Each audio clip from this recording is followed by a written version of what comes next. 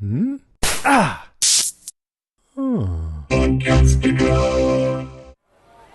Can I be Lord of the Holdfast? You will marry a High Lord and rule this castle. And your sons shall be knights and princes and lords. No. That's not me.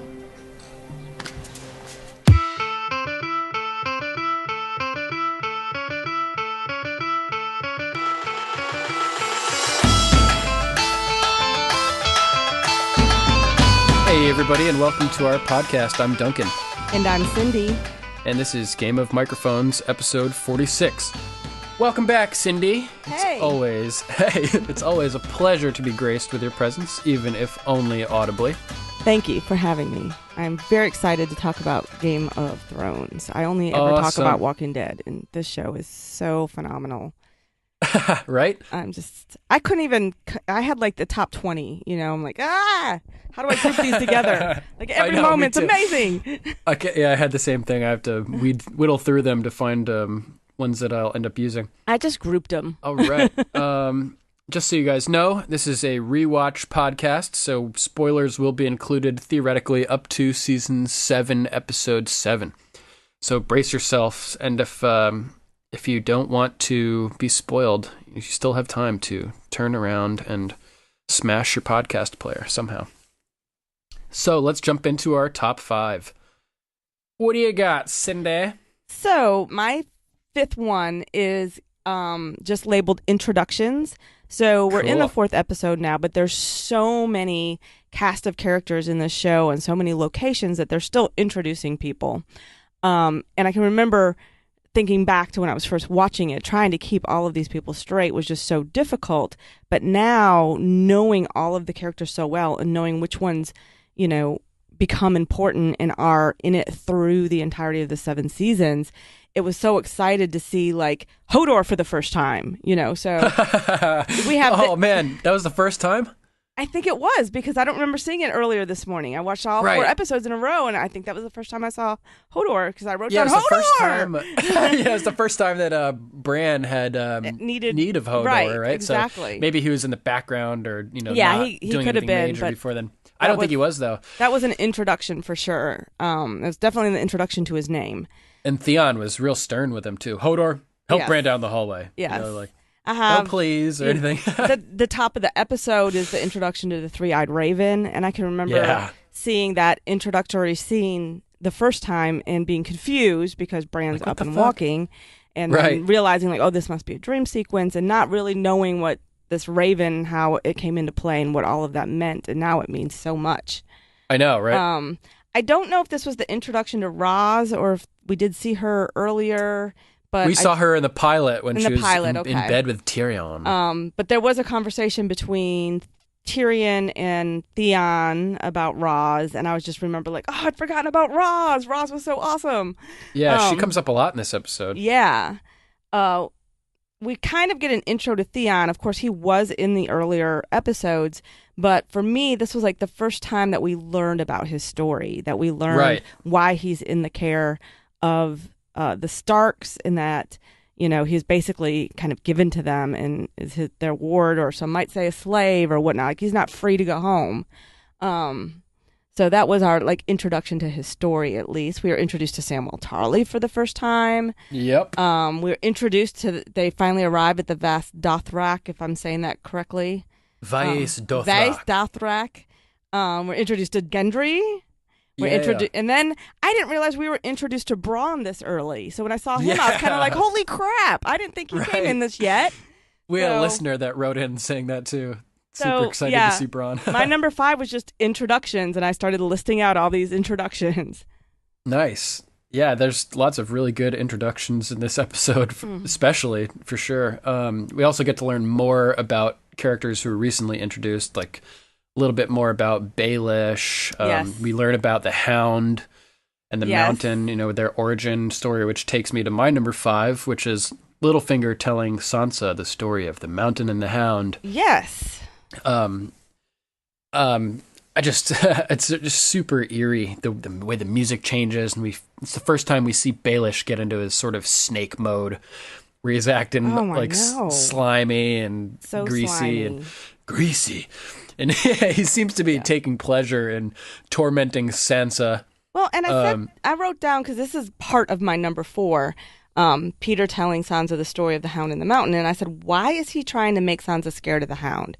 Because he basically says, after he tells her that, and she says she won't tell anybody, he's like, good.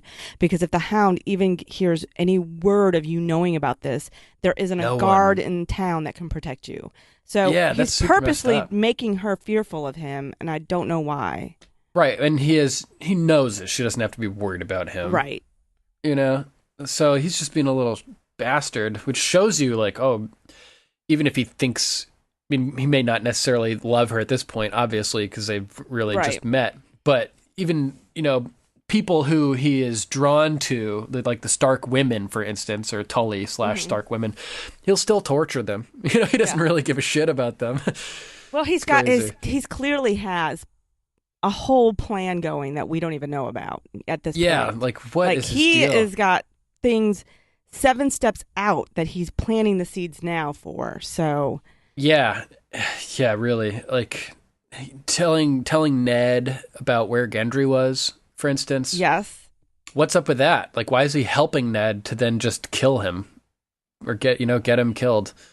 I think he's leading Ned right down the path that Jon Arryn was going down, and then you know what happened to Jon Arryn. So I think he's basically trying to get Ned out of the picture, but he doesn't just come out and kill a person. He does it like this. Yeah, and I guess he's just, fomenting chaos sneaky all over the place. Any opportunity to sow seeds of chaos. Yeah. And turn people against each other so that he can, step up into places that become open, I guess. Yeah, what a snake, man. Yeah, he's such a snake. But yeah, I love that scene. The look on Sansa's face when he's telling her the story about how his face was burned. Yeah, and it's panning back and forth between the mountain on his horse and Sandor, and it's the first time you start to feel sympathy for the Hound, or start to get a sense of his tortured soul, which obviously comes more into play over the coming years. I just love the Hound so much, and these episodes are just reminding me, like, even though the Hound is a little bit more, I don't know, like, we are meant to kind of fear him like Sansa is, him killing the butcher's boy and stuff like that. He ran. There's still like part of me that was intrigued by him and knew that I would like him eventually. I just knew it. I knew it. That's cool. Yeah, I did not like him at first, although he's in my top 5 favorite characters now, for sure. I think this was the first time where I started to be open to liking him. Think that there's more to him than one layer. Yeah, where I was intrigued by him. Like, oh man, that's a fucked up story. Did I ever tell you about the time I met him? No, that's awesome. So there was a convention in Nashville that was small, and it was like 2 weeks before the very first Walker Stalker Con. And really? I went to it and manned a booth for Walker Stalker. We were basically trying to get more vendors for our show, and the guys had bought vendor booth space, and we just kind of had our stuff up there. There was literally 5 celebrity guests, and it was Glenn and Maggie were 2 of them, and Robert Englund was the big one, and the Hound was another one, and then the 5th one... Rory McCann. Yeah, and then the 5th one was just like some Nickelodeon star who I didn't know who it was, but all of the tweeners were going crazy for. And it was literally just those 5 people. I met both Maggie and Glenn, Lauren and Steven for the first time there too, and without waiting in a line. Rory McCann, I actually waited behind a few people before I met him. And this was the time period when he was escorting Arya.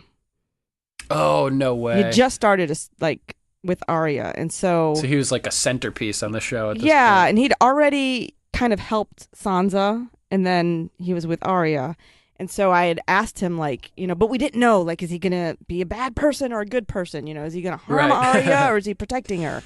And so I asked him, I was like, please tell me, you're not gonna harm Arya. And he was just like, in character, and he basically was just said, like, I protect the Stark girls. And I'm like, okay. That's great. Yeah. He like lives in a boat off the coast of Scotland. Does he? Yeah, just chilling. That would be amazing. Keeps to himself. Seems like a pretty cool guy. Yep. All right, so yeah, that's my number 4. Just Okay. that encounter there and learning about the Hound's backstory a little bit. What about you? Or my number 5, sorry. What about your number 4? So my number 4 is just a little bit of a hodgepodge. As I told you before we started, I think, recording, was that I had like 20 top 20s in here. There's so many favorite things. So I started grouping them together. Like I grouped all the introductions together. So this Nice. one is a little bit of things that didn't group well together. So I threw them in as my number 4. Cool. One of them was the Peter telling Sansa the story, which we just talked about. Just waking up, just the episode starting with Bran walking and that being a little bit confusing. Tyrion's gift to Bran so that he can ride. That's one of my favorite little things in the series, that he came and did that. Just the title of this episode, The Bastards, Cripples, and Broken Things. I've always loved that, and I loved Tyrion's philosophy about that. Right, yeah, because Rob asks him, why are you helping Bran? Why would you do you've done my brother a kindness. Why? And he says, I've always had a soft spot in my heart for cripples, bastards, and broken things. Right. Really good moment. I love that. Tyrion's psychology is really interesting to me. And then, and along with that, I was wondering, does Rob... So, Catelyn goes to King's Landing to tell Ned about the assassin and the dagger. And the dagger, but it isn't until she's in King's Landing that she learns that the dagger might have been Tyrion's. She doesn't allegedly learn... Tyrion's, yes. So my question is, so she goes there to tell him that because she doesn't trust a raven to bring that news. Right. When she leaves Winterfell, she doesn't know who the dagger belongs to. So I'm wondering if Rob has any inkling at this point that the dagger allegedly belonged to Tyrion, because he seems so rude to Tyrion. Right. He would not, but I think that he knew that before his mother left, she showed everybody the hair, or whatever. So he was just kind of being suspicious of that family. Yeah, I'm sure that before she left, she probably told him, listen, we got word from Lysa in the Vale that the Lannisters are, they killed Jon Arryn and all this stuff. So he's probably just on edge around Lannisters in general. That would make sense. That would make sense because if he did know, then him just being rude didn't seem enough. Why didn't he take him captive? Right. And he definitely didn't know. And if he didn't know anything, I'm like, why is he being so rude to Tyrion? Such a so dick. I couldn't figure out the line, but what you said makes perfect sense. That would explain it. Yep, because she was too nervous to send a raven, it seems. That's why she rode. And then having found that out, again, it would be too, the information would be too sensitive. I don't think she would have sent a raven back to Winterfell that said that. Right, exactly, because she had said in the pilot, if Lysa put this in a raven, she's got to be serious, because, if the wrong... Or actually, it was a rider in the night. A rider in the night. Yeah, if somebody else intercepted this scroll, her head would be on a spike, basically, so... She's obviously not taking that risk herself. It's a long journey to avoid hardship like that. My number 4 is Ned being on the trail of Jon Arryn's murder. That's my number 3, so let's just talk about it. Go on. Okay.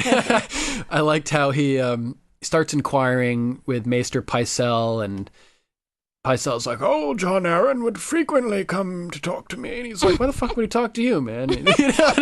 He's like, remember, I've been Grand Maester for years and years, all these people, all these kings and everything. So it was just kind of funny. Yeah.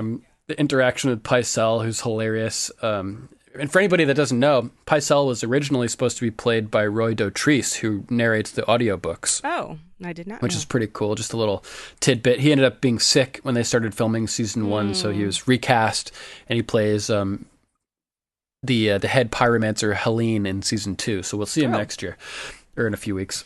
Yeah. But he's having an interesting talk about, he came to see he wanted to know about a book the night before he died. So he goes and they're checking out this ponderous tome, and it's all about tome. Yeah, it's great. I love that description. It's all about lineage, and it's categorizing or chronologing all the members of these families and who they're and their traits. born to. It was so weird. Yeah, their physical traits, how they died, when they were born, how long they lived, what color their hair was. Hair and eyes. Yeah, it's very interesting.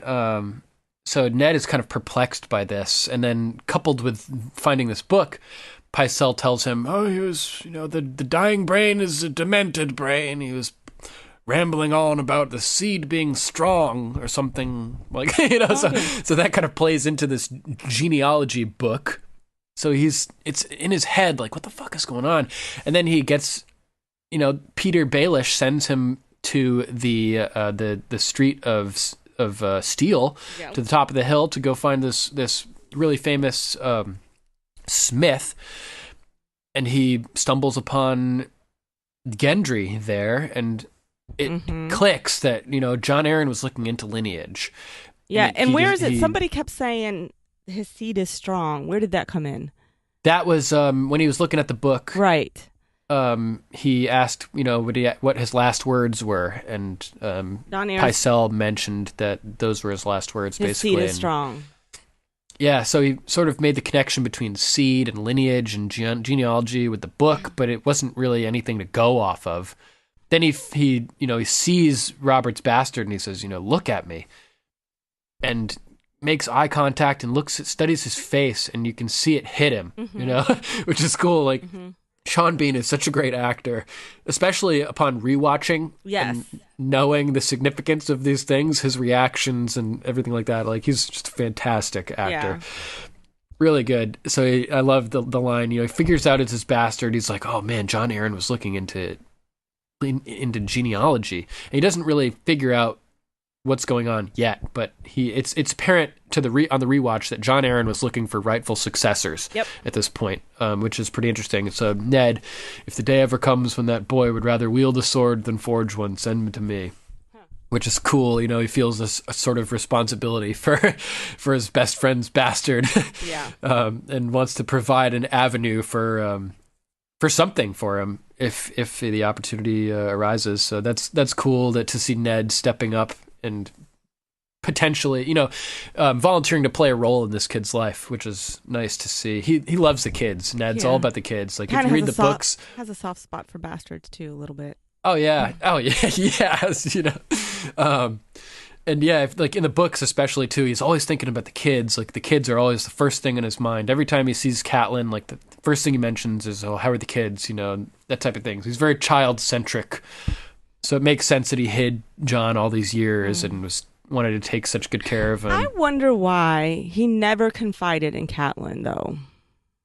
I think it was just to keep her safe. Yeah, I know, but I just feel like I feel like they had such a strong bond, and such a strong trust that him having to live all these years with her thinking the wrong thing, and also kind of treating Jon poorly because of it.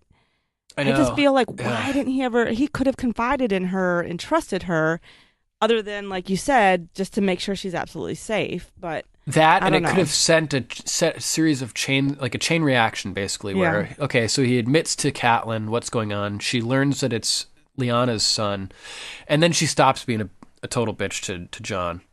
And welcomes him into the family, and she's super, super nice to him. And then that sort of becomes weird. And why do you gotta ruin everything, Duncan? No, you know what I mean? Like, yeah. Duncan ruins everything on TLC. Like, Adam ruins everything. But then it becomes weird that Catelyn is, like, overly friendly to Jon and feels bad for him, and that may become suspicious. Then he starts to be part of a family gatherings and eating at the table when the lords visit and sticking out in the crowd. But they do that in other territories. What is the... Oh, Dorne? Yeah, where the bastards are treated no different than anyone else. I think that given her initial reaction, it may have drawn attention if it was reversed. Catelyn's views on Jon, if they reversed suddenly, and it would have been. Even other places relatively north, like the Vale, bastards aren't, like, looked down on necessarily. There's something Stone. I wanted to say Emma Stone, but it's not Emma Stone. She's one of Robert's bastards who lives up in the Vale. and she's, doing her thing, and she's respected and brings people up and, back and forth, up to the Erie and whatnot. But, I think Ned must have been weighing a lot of potentialities and options and benefits and risks in his mind. And he must have just decided to play it completely safe and not tell anybody. And I also wondered about that when he and John separated and he said, I promise we'll talk about your mother the next time we meet. But in this world that they live in, there is no guarantee you'll ever see him again. You guys are going your separate ways. You're going somewhere relatively, probably dangerous. He's going somewhere dangerous. You are, as far as I know, literally the only human on the planet that knows this information, and you could die at any time. You should somehow make one other person aware of it or leave a hidden note or something. Yep. Yeah. Maybe there is. For all we know, we could find something. Well, you and whoever your host was last week, who was that? Travis. Travis. Yep. I think you talked briefly about maybe Benjen knew. Yeah, Benjen may have known. And I never really thought of that until I listened to your podcast, and I was like, maybe he did.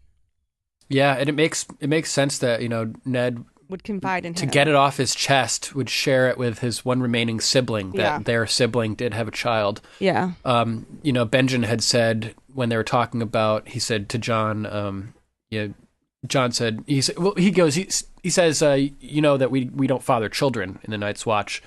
And John's like, I don't care about that, and he's like, well, you might if you knew what it meant, if you knew that you're the royal line. I think, you know what I mean? He did know. I think Benjen did know. I also, you missed this in the episode with Kristen, which you got to listen to, because she has some really, really cool insights like this that Jaime Lannister may know as well, because he was the Kingsguard at the time. Yeah. He would have known all the king's secrets, would have known all of Rhaegar's secrets. He probably would have known that he had absconded or eloped with Lyanna. That it wasn't a rape scenario, but a love scenario. Right. He would have known what his two sworn brothers of the Kingsguard were doing down in Dorne and not at the Trident. So it makes sense that he would have known. Yeah, really interesting. So that sort of sets up why he sought out Jon Snow in the pilot episode and was talking with him at Winterfell, or maybe it was the second episode. Yeah, so that makes that scene make sense, right? Isn't that cool? This is so exciting. Yeah, I was really excited too. Thanks, Kristen, if you're listening. I'm definitely going to go back and listen to that. Yeah, it's a really good, really cool stuff in that one. So I think that Ned wanted to tell Jon after Jon took the black, because taking the black would put Jon out of the reach of the king's justice. Yeah. You're forgiven for all your past crimes, or for who you are in Jon's case. Whereas in that same episode, a few minutes later, in the King's Road, he's talking with Robert, who's still obsessed with killing Daenerys and eliminating all the Targaryens. If he would found out about Jon, who knows how he would have reacted? He could have. That's true. That puts a whole new spin on that conversation. Yeah, exactly. So Jon being sent to the wall, Ned is probably torn to bits over this. Doesn't want Ned, or doesn't want Jon to lose his right to procreate, to father children and marry and all this. I volunteer to procreate with him, although I can't have children. Damn it. Also, I could be his mother. Gross. Well, yeah, it's all, age is all relative. Yeah. But if Jon took the black, that would put him out of Robert's reach and would prevent him from being killed just for being who he is. So I think that Ned probably normally would not have encouraged Jon's inclination to ride north to take the black, but in this scenario, I think that he sort of allowed him to do it without discouraging it, just to make him legally safe, essentially. It's like home base. I touched the base. You can't tag me. Whatever. So yeah, I think that's the significance to that whole thing.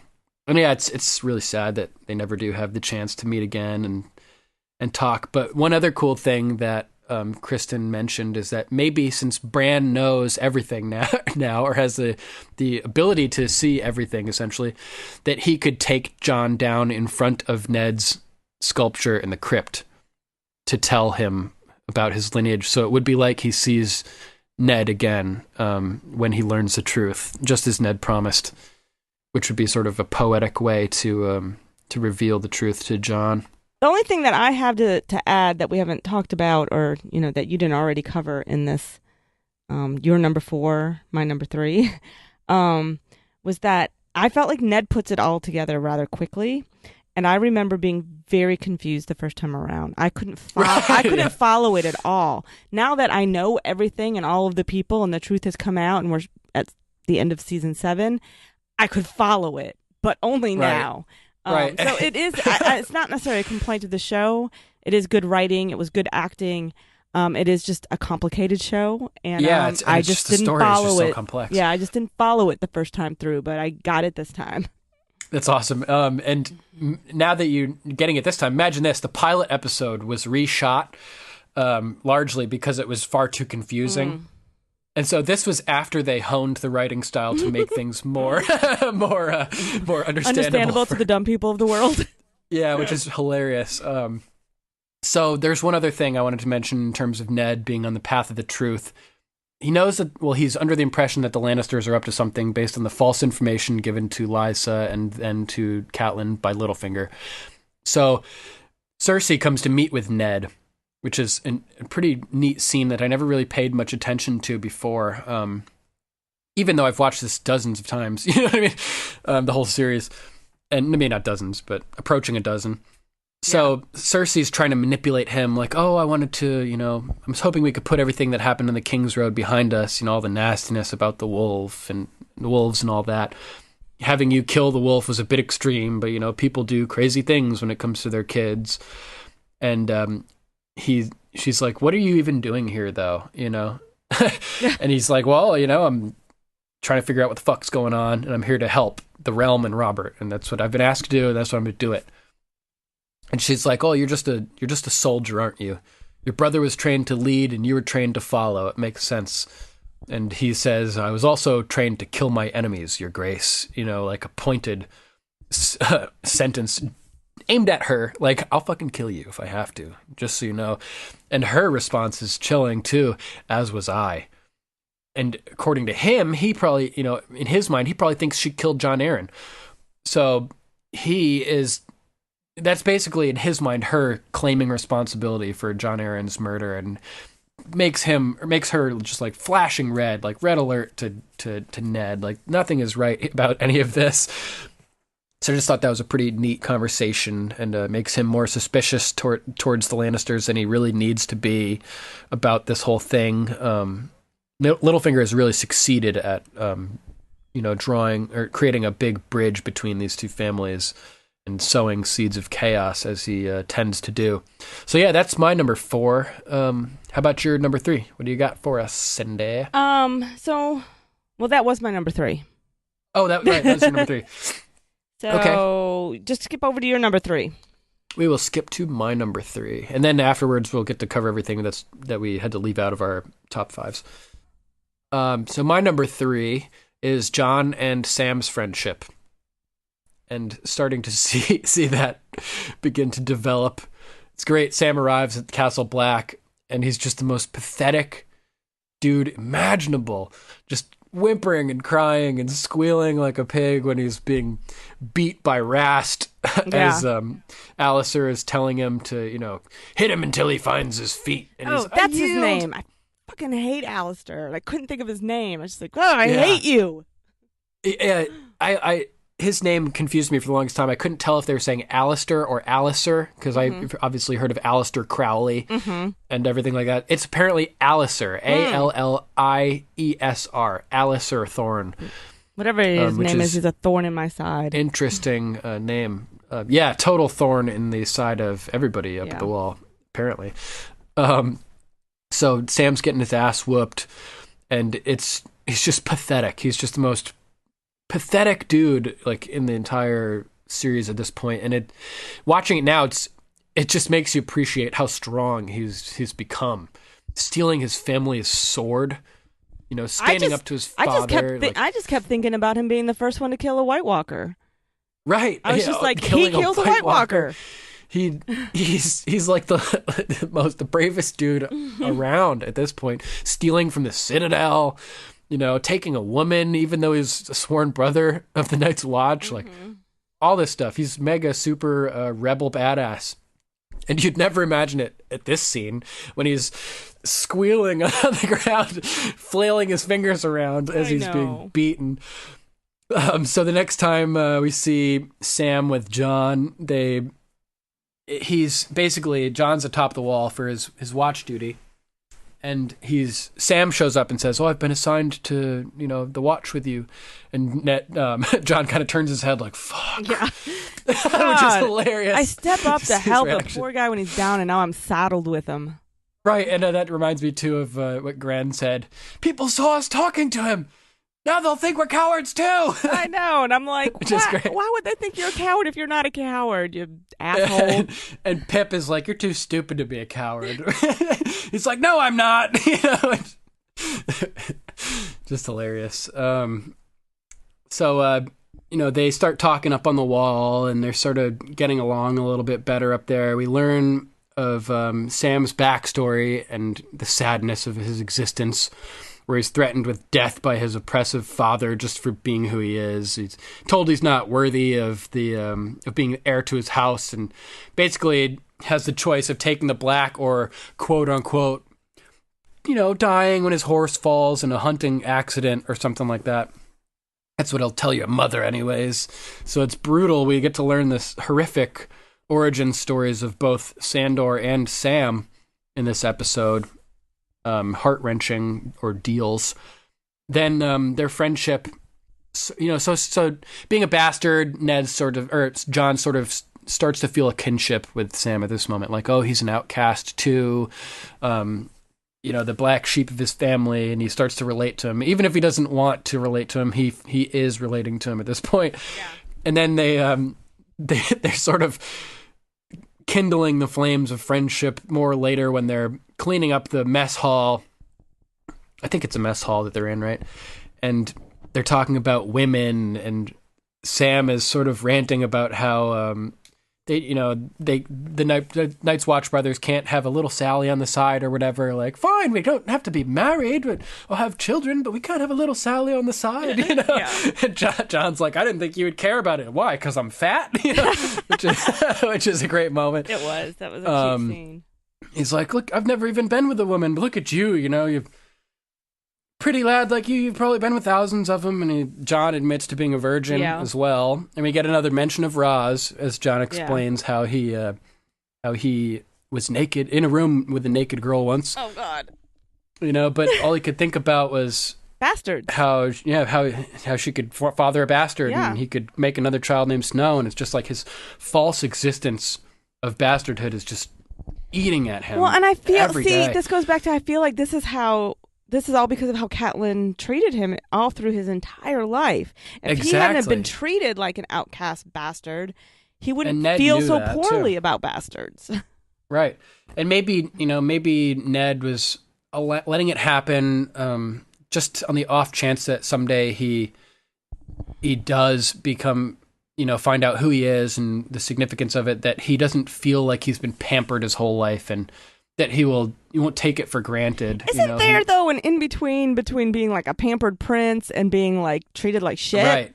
Right. Yeah, like the rest of the kids. That's like a pretty good in between. But even we do find though that even with his bastardly existence, he does, he has lived that pampered lifestyle. Yeah. As we found out last week, as everybody's putting him in his place when he's thinking he's better than everybody, even though he's a bastard. Yeah. So just imagine if he was like a princeling, you know what I mean? Well, I just loved, not to go back to a previous episode, but I am for a second. Sure. I liked in that scene that you're talking about, like especially where Tyrion is kind of guiding him in that, like, look, these guys did not have the upbringing you did, and they have never actually fought before or been trained as swordsmen. Real sword. You can either mock them and act better than them, or maybe you can help them and teach them. You can be a real asset to them. Yeah, that was awesome. Yeah, Tyrion and Benjen both played a large role in bringing Jon around to, instead of being a snotty brat, to being a useful brother. However, so that was really cool. However, back to our episode, I did quite enjoy the scene where he sneaks in at night and threatens the three hoodlums to not touch Sam. Oh, yeah. And we had it's him showing his propensity to protect the weak as well. Which is great. Prince Porkchop, they called him. I never really picked up on that before either. But after hearing that and talking for a minute about Sam, John, we're not going to hurt him in the yard anymore. Oh, you do a good John voice. Nobody's to touch Sam from here out. I'm getting all excited. Rast. Yeah, right. Am I speaking to Jon Snow? No. So Rast is like, well, if I have the opportunity in the yard, I'm going to get me a slice of bacon, boy. Make him squeal, make that piggy squeal, boy. And John's not having it. He just turns all pissed and doesn't publicly confront him at this moment. But he decides to make a point at night as he's sleeping. I love it. They take that twisted fabric and just like shove it right in Rast's mouth, just downward, holding him down and keeping his mouth like gagged at the same time. And this is another moment where we kind of see this connection between the direwolves and the children hinted at. Yeah. Where Ghost is perfectly oh my God. intimidating Rast, but not hurting him or anything. No. It's like that John is mentally connected with him. Yeah. And instructing Ghost to do his bidding here. And if that makes you curious as to the mental connection between the direwolves and the children, I won't give you any book stuff, but you should go read the books because there may be some illumination to that in the books, which is I just wish cool. more direwolves survived. I know. And again, not to go back to a previous episode that you guys already covered, but I will real quick. The scene where Arya has to run Nymeria off, and I just remember thinking like, oh, I just wanted Nymeria to come back in a future episode much sooner than she did. I kept thinking when she was like with the Hound on the rod, like Nymeria is going to come back at the perfect moment, and that's one of the things that I'm like disappointed didn't happen. Yeah, I know that would have been really cool. Yeah. But yeah, he's John's using Ghost to intimidate Rast, and nobody fucks with Sam after that. Where is Ghost now? I can't remember. Ghost is at Winterfell. The Ghost is at Winterfell. Okay. Yes. He left the wall when John left the Black. Okay. And basically ended up at Winterfell. And Lady Sansa had said, "What does he think that he can just leave the Northern Lords to just sit up here and wait like Ghost?" Yeah. So that sort of gave us a clue that Ghost is there waiting. So all we have left is Ghost and possibly Nymeria. Yeah. Okay. Yep. That's all we got for all we have for direwolves. Oh, so sad. Anyway. Yeah. So after that, nobody's touching them. But I like the moment where they're talking and as they're cleaning the mess hall, and John's explaining to Sam, I couldn't do it, and Sam's like, "What? You didn't know where to put it?" He's like, "I knew where to put it." Okay. He's like, "But all I could think about was her fathering a bastard, and it's not a good life for a child." And John, Sam finishes. So Sam finishes the conversation by saying, "So you didn't know where to put it?" Which totally cracks me up. I was dying laughing, and that's when they really start to click. And John starts to chase him around the mess room to give him a noogie, and it's the worst moment for Alistair to come barging in. God, I and just hate ruin that guy. the moment. I just hate his stupid face.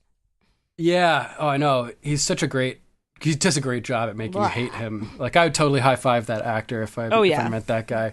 Awesome job. So yeah, that's my number 3 is Sam and John and their budding friendship as they start to connect over various things, being outcasts, their virginity and whatnot. Yeah, it's cool. I like those two. Yeah. So yeah, what's about your number 2, Lady Cindi? So my number 2, again, I was grouping these together. So number 2 is all about the Targaryens with the Dothraki. So the scene with this, I don't know. Perfect. That'll go right into mine too. Oh, good. So the slave whore with Viserys in the bathtub. Slave whore. What is she? Jeez. She's a slave brutal and a existence. whore, right? Yeah, pretty Okay. much. Yeah, it's I'm horrible. just being factual and descriptive. I am not I casting know. judgment on her. I think she's awesome. Oh no, I do too. I think it's real awesome. It's So- just such a brutal existence. Sorry. She seems quite happy. At least at first. Yeah. But she's the same one. Well, she is the one that was teaching Daenerys. Danny, the yeah, earlier scene. which Viserys mentions Yes. in the tub. Why do you think I bought you? Yeah. She's To train Danny. Oh, Yeah. you're that stupid.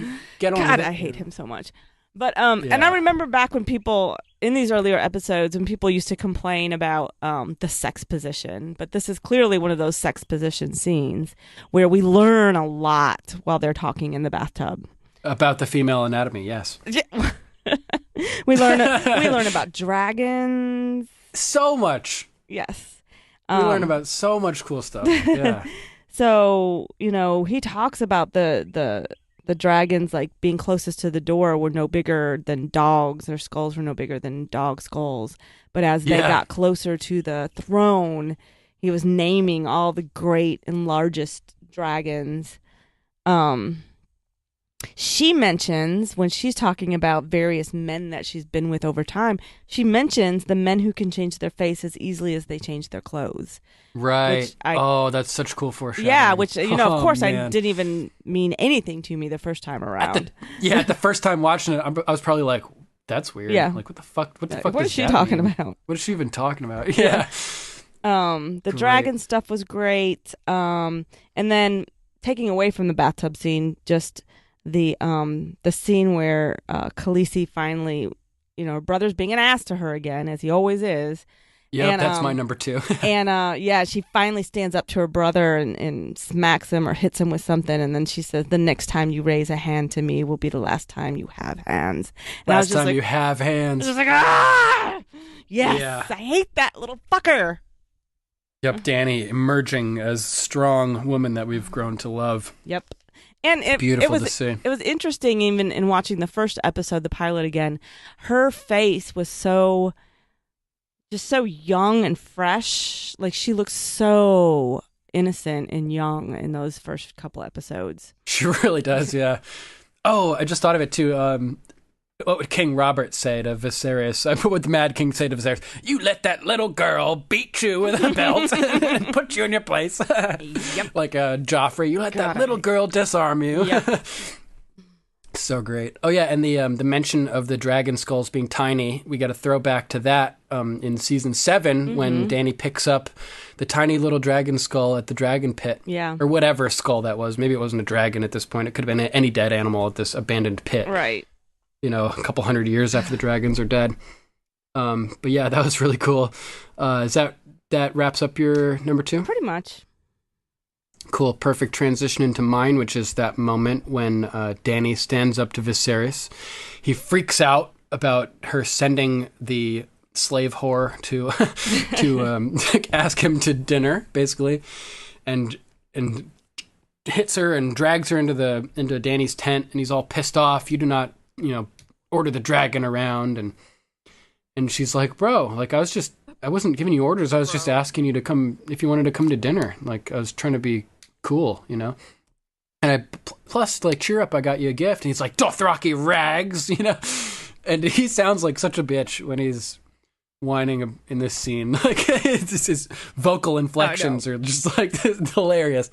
Harry Lloyd is awesome. It doesn't Great help actor. that he looks like a pretty little girl. He's I know, not like yeah. big like Khal Drogo is. He's more of a petite, a petite guy. And then, of course, I have that white hair on him. Yeah. And sometimes it's hard to tell who's prettier, Daenerys or him. Yes, he's all pissed off whining, and now you've woken the dragon. Yeah, right, dude. Yeah, which he's like on top of her, and he's pulling off his belt, I think, and he's about to like whip her with his belt, and she reaches over and grabs one of her gifts that she just had made to him with the belt with the bronze medallions, Yeah. and whack, slaps him across the face with it. Cuts his face. Cuts his face, and he's just like taken aback, like stunned, like he's spent his whole life as a princeling. Nobody's ever talked back to him. Nobody's No. ever done anything. He's never had to to like actually fight somebody or or compete in any way. So the fact that his little sister, who's basically has been his slave his whole life, he just sold her to some fucking warlord, and who he said he'd let all of his tribe and all of their 40,000 horses rape her. God, you know what I mean? That's horrid. And she's thought to strike him, and so he's completely like thrown off guard by this. And she stands up. I am a Khaleesi of the Dothraki. I'm the wife of the great Khal, and I carry his son inside of me. The next time you raise a hand to me will be the last time you have hands. And I was just like, oh shit. Drop the mic. Drop the mic. Drop the whole fucking case of mics. Blow up the mic factory. And Sennheiser is smoldering off in the corner. And so she's talking with Jorah about it, and she's like traumatized. I hit him. I hit the dragon. Jorah's like, your brother Rhaegar was the last dragon. This series is less than the shadow of a snake, which is a great line as well. And Dany's like, well, they're waiting for him. They're sewing their dragon banners and all this. And Jorah shatters that illusion. Nobody's waiting. All the common people care about is having food and being able to survive, Yeah. And she's like, starts to put two and two together, like, oh, like we're being played.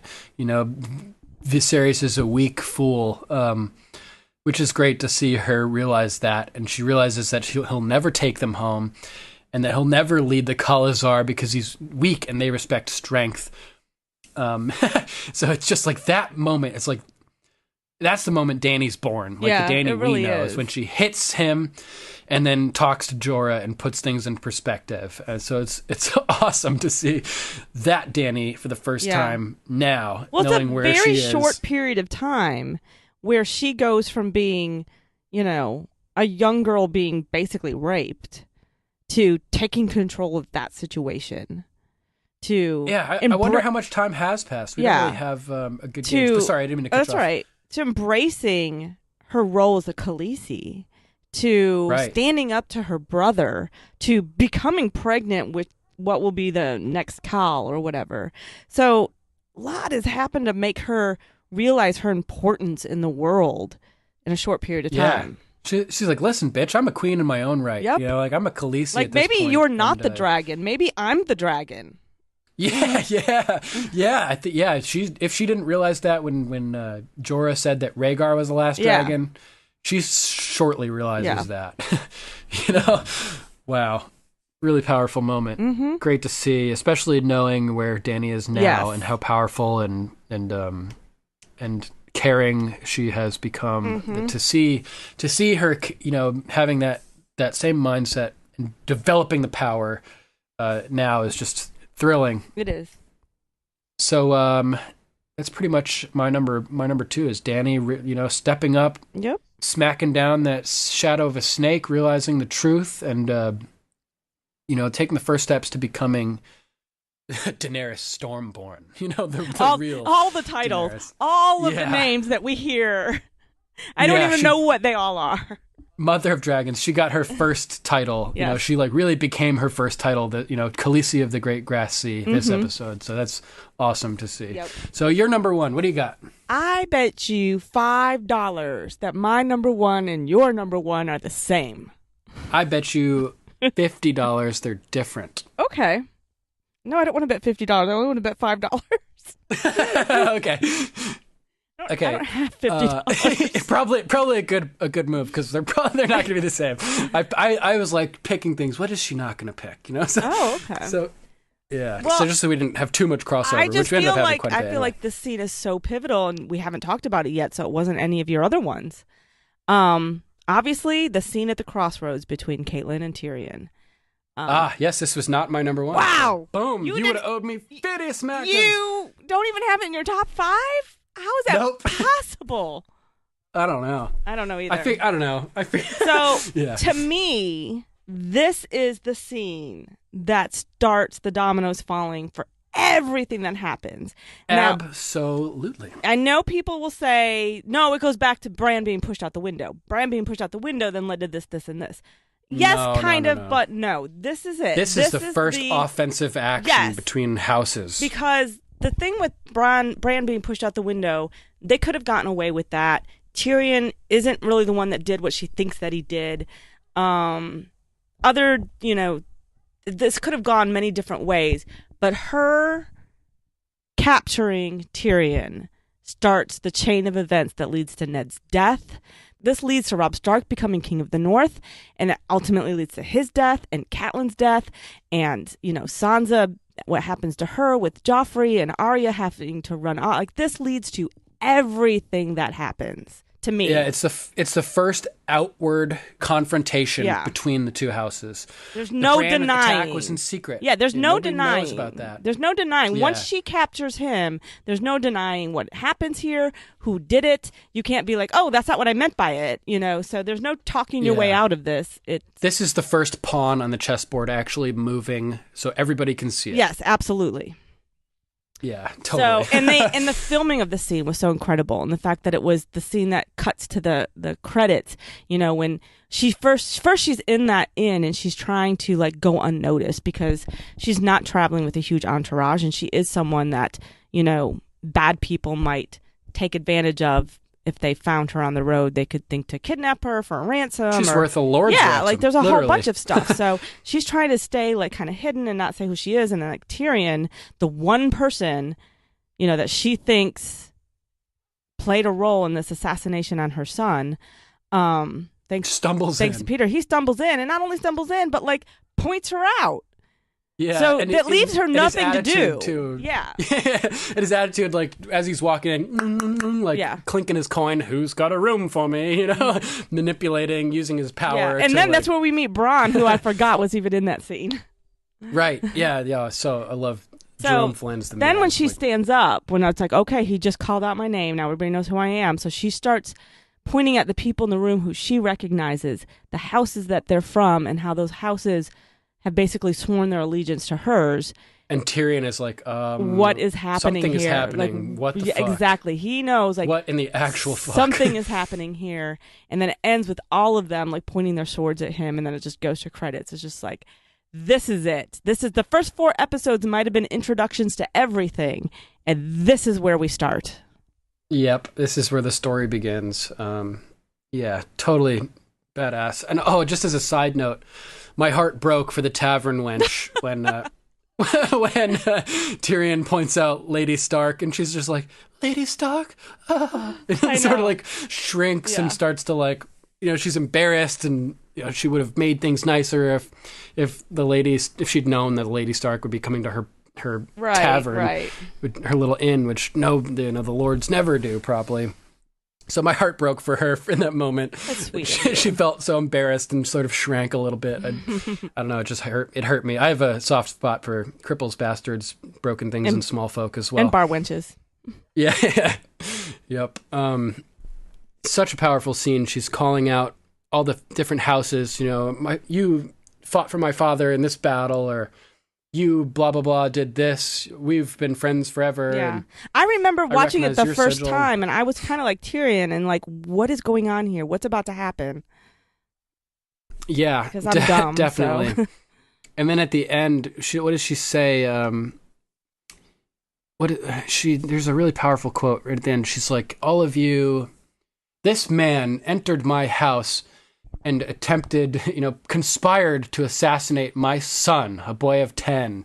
I call, and in the name of the good King Robert, I call upon you all to help me return him to Winterfell and to await the king's justice." Yep. And you hear a million chairs slide out, and just and the shling swords of the swords. Unsheathed, and then it's just like points and points and points of these blades, all at Tyrion. And it's like, in his mind, he's like, you could have just used daggers, for the imp. Bring it down to size. Come on, guys. Yep. This is a little excess. Like, really? You all have to point your swords at me? What am I going to do? Magic is dead at this point. Right? So, yeah, super powerful moment. I don't know how that didn't end up in my top 5, but... Did you I watch must the have figured whole you would mention episode? it. I did. Okay. I did. I'm teasing. I swear I did. Anything else you want to add for that? No, I'm just anxiously awaiting what your top one is. Oh, well, it's not like necessarily the craziest thing about the episode. It's just what ended up being at this position. But it's just a reiteration of my one of my points from the previous weeks, which is the ever looming threat of the long night and the north, like the cold, essentially. And it comes from the scene where Alistair Thorne walks in on John and Sam playing around, roughhousing in the mess hall, and he talks. He's talking with them and starts to talk about how they're weak little boys, the men who he talks about how he had gone and been stuck on the north side of the wall for 6 months on a trip that was supposed to be a 2-week mission. And he says, the men who fought for Mance are hard men, harder than you'll ever be, either of you. And little does you know that those hard men all end up fighting for John, right, which is pretty cool. But then he goes on this big monologue about how you don't know cold, neither of you do. The horses died first, didn't have enough to feed them, to keep them warm. Eating the horses was easy, but later when we started to fall, that wasn't easy. Should have had a couple boys like you around. And he talks about eating Sam and how he would have lasted to eat for a couple weeks, yeah, and they would have still had stuff to make soup out of his bones and whatnot. And it's like, damn, dude, like, just I'm thinking about it in the context of how this whole fucking continent is going to be in these wintry conditions, yeah, in a couple of years, and they're going to be running out of food. Danny just in season 7 just burned all the supplies from the Reach that were going to King's Landing for all the, all the grain and everything. Like, dumb move. Yeah. Kill the soldiers, keep the grain. What was that called? The loot train battle? The loot train, yeah. Yeah, I keep thinking of Loot Crate. You get those advertisements on Facebook for Loot Crate, and I'm thinking that's what they're delivering. I've gotten loot crates before. Yeah, those things are funny.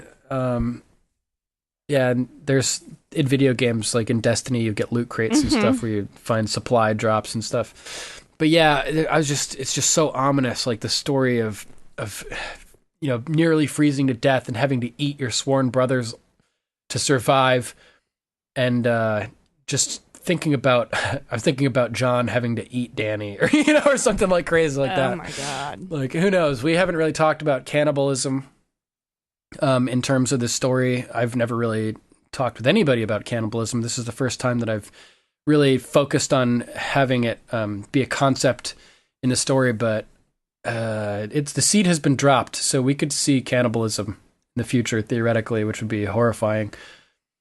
Yeah, that's my number one, just the looming threat of winter. That we know what that means now better than we did at that time.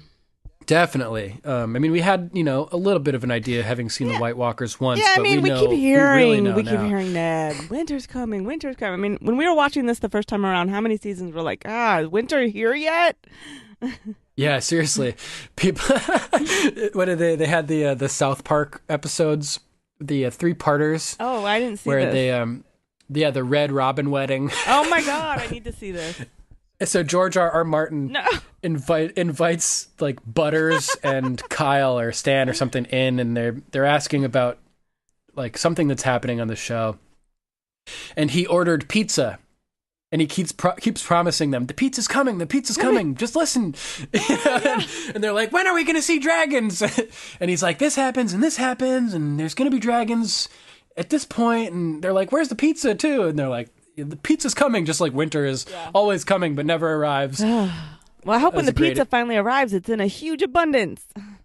Yeah. It keeps arriving for a long time. Forever. I love pizza. Me now I'm too. going to have to order pizza. As soon as we're done with this, that's what I'm doing. Pizza and calculus too. Yeah. But yeah, if you guys haven't seen those South Park episodes and you're fans of South Park and Game of Thrones, definitely watch those. They're really good. I can't remember what they're called, but there's 3 parts and they were like 3 years ago, so you can find them easily enough. Just Google Game of Thrones South Park episodes. There's my number one. Any other notes that you want to talk about? I never remembered that one thing to shout out. So, all right, well, I'll start bringing up notes. Yeah, you bring up your notes. Maybe it'll jog some memories for me. We'll spitball. So let's see. We see Tyrion as gets back to Winterfell, and he's not happy about being there. The saddle thing is really cool. We now know that Tyrion is near the dragons. There's one remaining dragon that hasn't been claimed. Jon could ride it. Tyrion could ride it. I feel like there's been foreshadowing throughout the series of Tyrion being very important, casting a large shadow. Yeah. Even a small man can cast a large shadow, I think they said in one of the episodes. And, really a way to cast a really big shadow is to be high up in the sky. Oh, yeah. So if Tyrion utilized one of these saddles, which he's obviously familiar with, having used them himself, if he could utilize one for flying a dragon, which would be cool. Foreshadowing for that, potentially. There's a really cool moment which one of our listeners wrote in about. I wanted to mention it on the main part of the podcast as well, but we'll read her comment as well when we get to the Ravens calls. Tyrion is talking with Theon, who goes to see him right as he's leaving, and they're talking about all this stuff, and Theon's recommending he go visit Raz, who seems to be a frequent topic of conversation in this episode, and Theon calls Catelyn Lady Cat or something, and Tyrion interrupts him and says, "Your loyalty to your captors is touching," and that sort of foreshadows his future loyalty to Reek or to Ramsay as Reek when he's really being held captive and when he really learns what it is to be a captive. You know what I mean? Ugh. So that was just a cool little hint at I'm not Theon's looking future. forward to rewatching those scenes. Oh man, I am. He earns it. I just remember it going on and on and on and on. Yeah, it's brutal. I mean, I'm not necessarily looking forward to watching them, but yeah, you know what I mean. Yeah. Yes.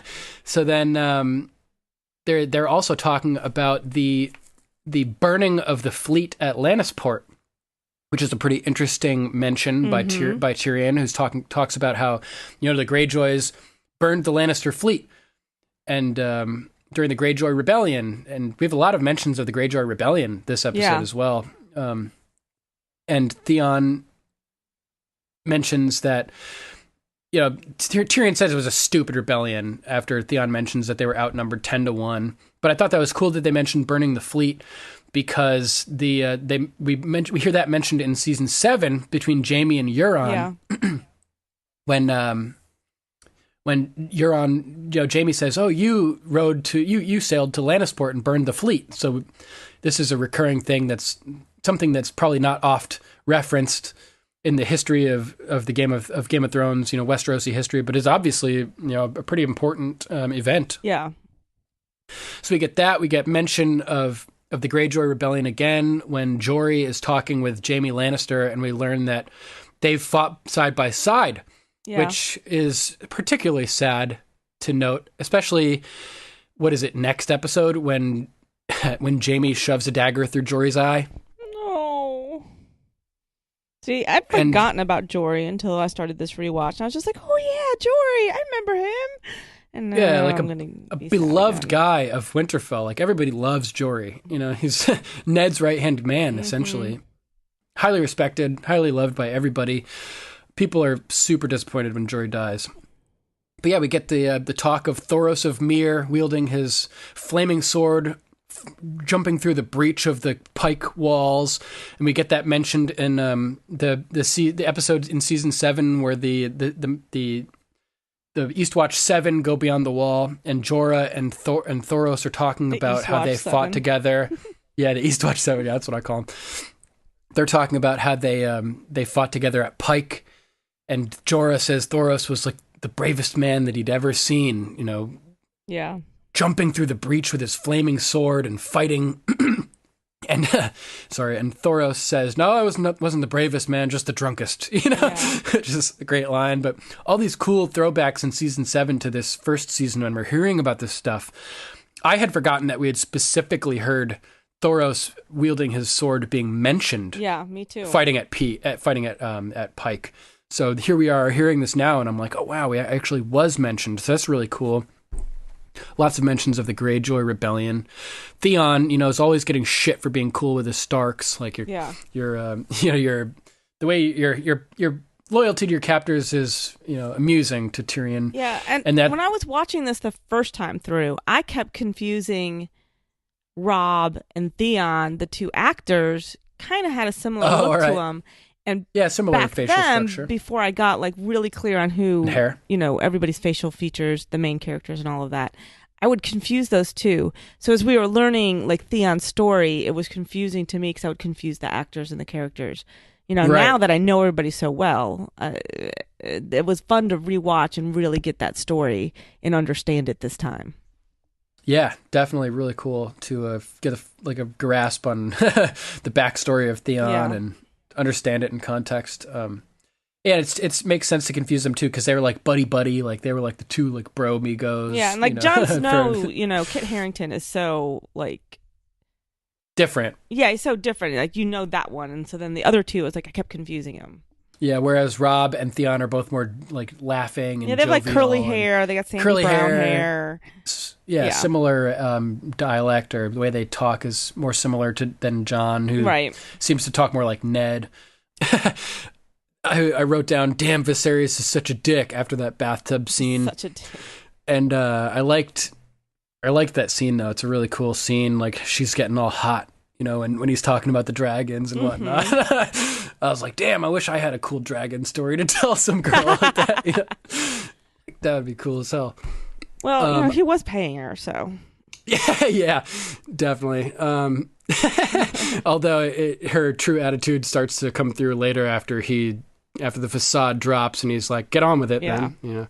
And she's just looks like she's doing her job and unhappy. Because he turned it into they were both kind of getting hot and heavy, and then all of a sudden he was just a dick. So then, what are you going to do? Yeah, she's like, oh, that's so sad. And he's like, what did I hire you for? What did I buy you for? To make me sad. God, but damn, she's gorgeous. So just that made me really enjoy that scene. But there was lots of cool stuff within the scene as well. We talked about the dragons, and he's listing off the names, and they just have these cool, exotic-sounding names. I can't remember the first couple, which sounded really cool, which turned her on as well. Vermithor, Meraxes, Balerion, the Black Dread. I'm like, damn, this is so fucking cool. When I was watching it the first time. And then he's saying stuff like, Balerion, the breath of the greatest dragon, forged the Iron Throne, which the usurper is keeping warm for me. It just made me laugh. This is such a dumbass. So much cool stuff. Then, as we finally arrive to Vaes Dothrak, we see these massive horse statues, with their front legs raised, sort of clanging together as if they're fighting like deer, the way deer fight, punching each other with their front legs. I was watching this, and this time around, I'm knowing more about the Dothraki culture. They don't build, really. They're nomadic. They're lots of people just kind of traipsing around through the grasses, hunting and gathering and scavenging or whatnot. They're more like hunter-gatherer type civilization. Right. They don't plant roots. They don't build big buildings. So seeing these massive horse statues, and I know Vaes Dothrak is a place where they capture, they conquer cities, take their gods and their idols, and drag their statues to Vaes Dothrak to display as the loot of war, essentially. Mm-hmm. But I can't think of any place else that would have these two massive horse statues. So I'm thinking, are these Dothraki creations to mark their mother city? But then again, they don't have any buildings or anything, so they seem sort of out of place to me. They seem anachronistic. Like the Dothraki wouldn't have the technology or capability to create them in the first place. Weird. But there's such a horse-driven community. Right, they're the ones that would have this. They're horses.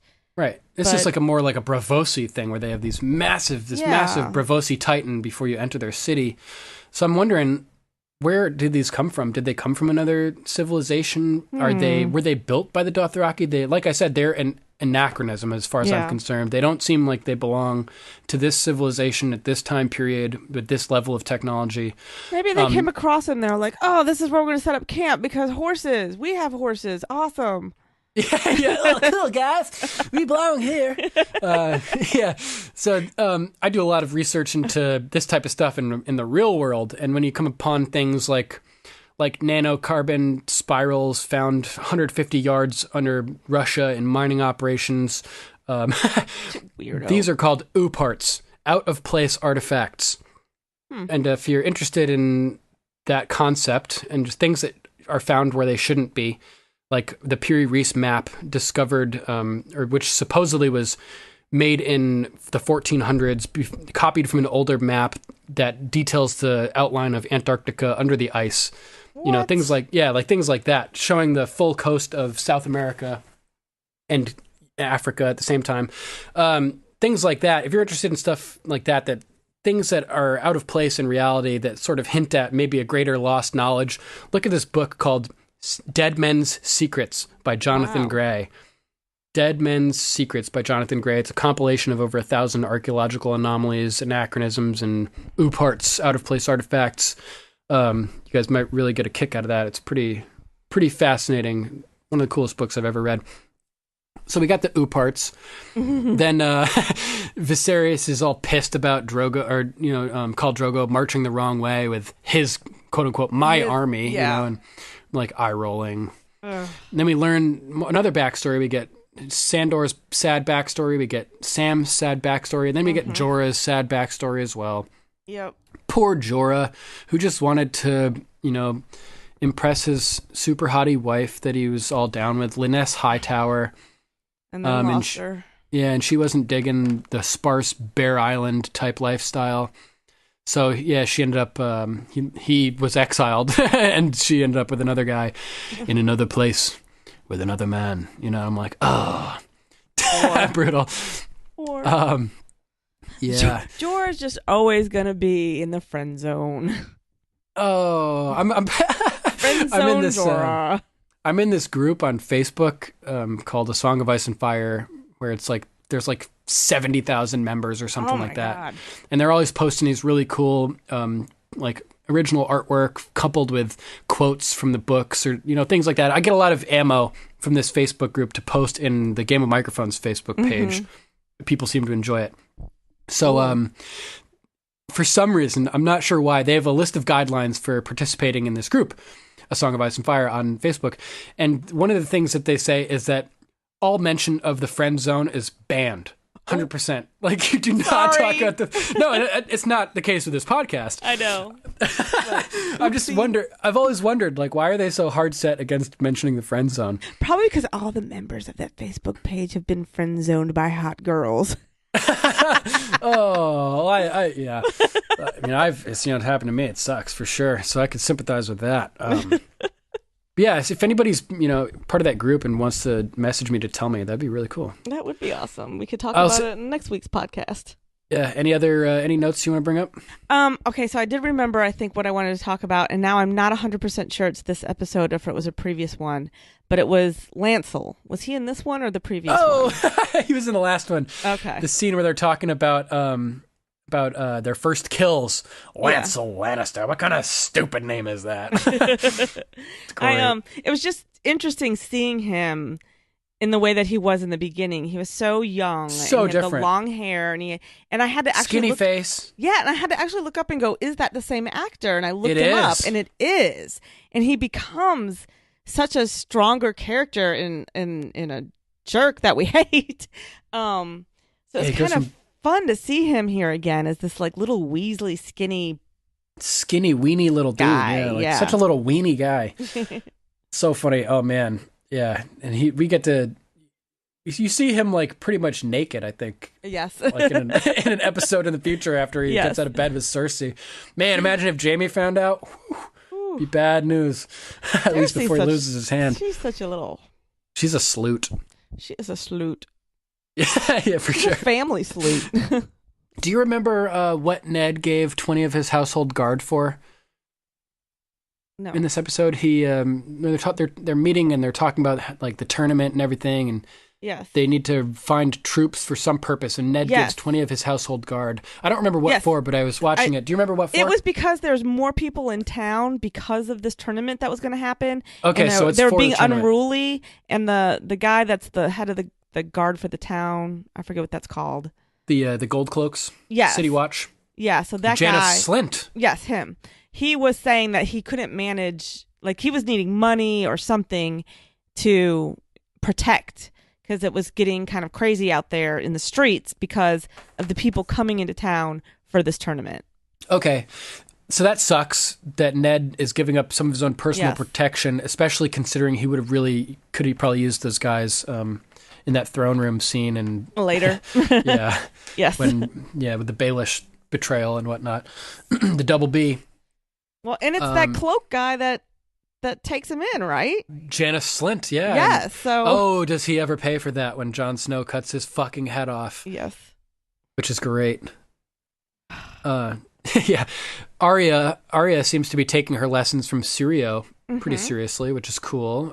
She's balancing on the steps. She's so cute. She's like so this adorable. Such an adorable little kid. Balancing on the steps. Tomorrow I'll be chasing cats, father. You know?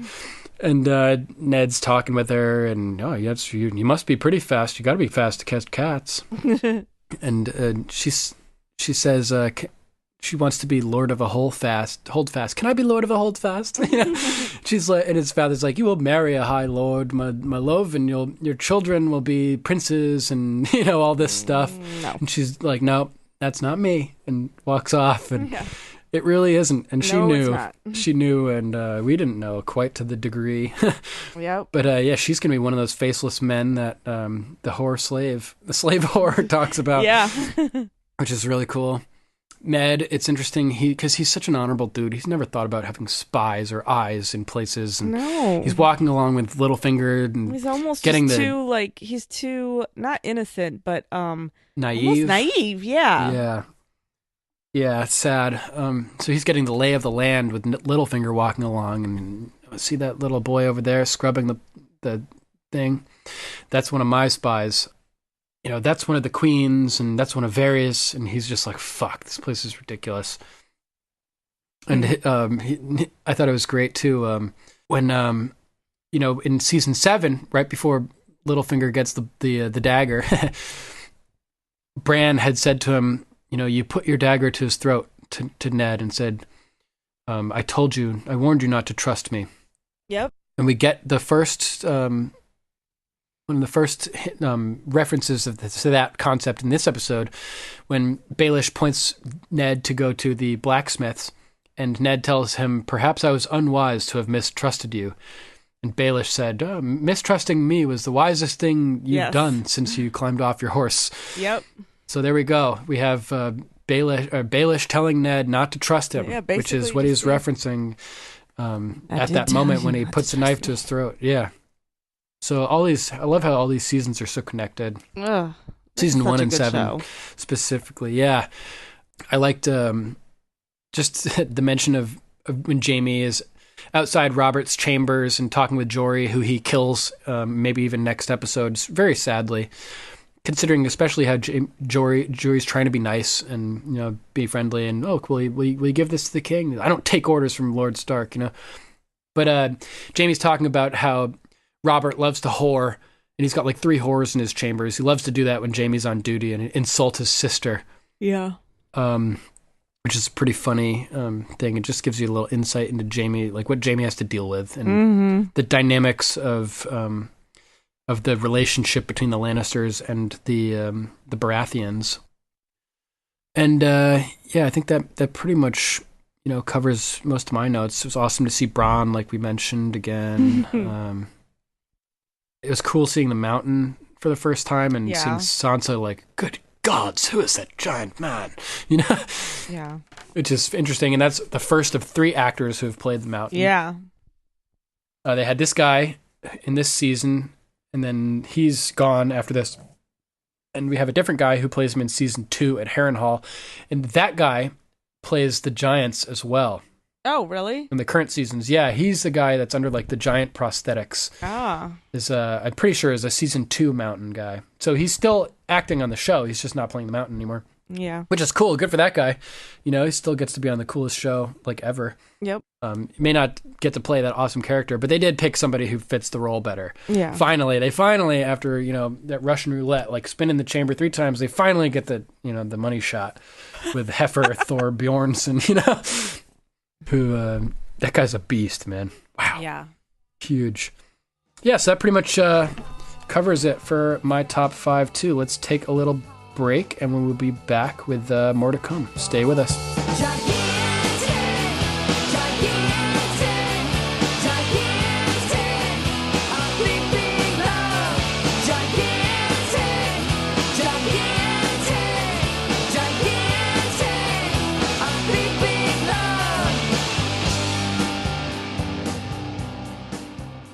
And we are back with news about Game of Thrones. Are you excited, Cindy? I am. Awesome. Let's see what we got. Our first item is an article from Movie Pilot. And now the end is near. Nikolai Coster-Waldau slams multiple endings idea for Game of Thrones. With HBO's Game of Thrones preparing to cover the wild world of Westeros in a blanket of snow for its final season, all bets are off on how the Savage Saga will come to a close. As showrunners David Benioff and D.B. Weiss bring the fantasy frolic to an end in 2019, fans of the show are excitedly looking towards an endgame that will have been 8 years in the making, and even longer if you consider the books. Like 2 decades. With rumors of the show filming multiple endings to tackle those spoilerific hackers, it sounds like a pretty clever plan to keep the climax a secret.